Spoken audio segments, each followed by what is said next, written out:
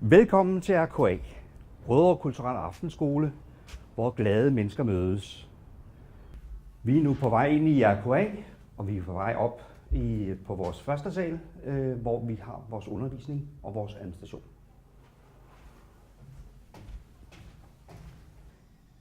Når kursisterne kommer til RKA, så møder de friskbagt morgenbrød plus varm kaffe hver dag. De kommer til vores café, som er husets hjerte. Når vi kan byde vores kursister velkommen hver dag, så er det fordi, at vi har satset igennem flere år på at få vores egne lokaler her i Foreningshuset. Vi har hele første salen, som vi bruger til diverse undervisningsting, som er inden for folkeoplysningen. De generelle fag, som man bruger inden for aftenskolevirksomheden. Men vi har også en stor afdeling, som vi bruger til ordblindeundervisning.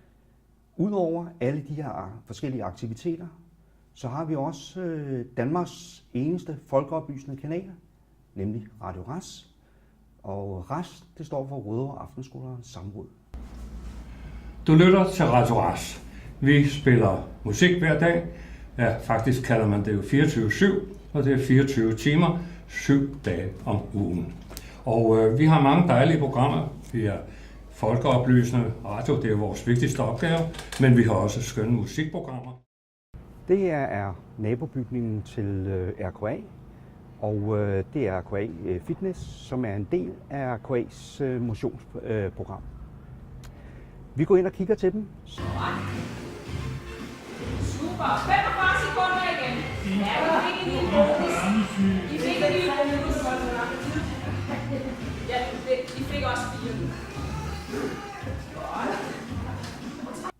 En stor nyhed for os i år har været, at vi har oprettet Vestegnens Kæmpikskole.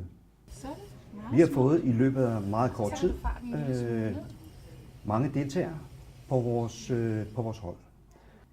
I de sidste år har vi haft fokus på væsentlige områder, som vi synes kan bidrage til folkesundheden. Blandt andet vores koldundervisning, som er både motionsrettet, men også er sangundervisning. Det har vi haft stor glæde af, og vi har fået rigtig mange kursister.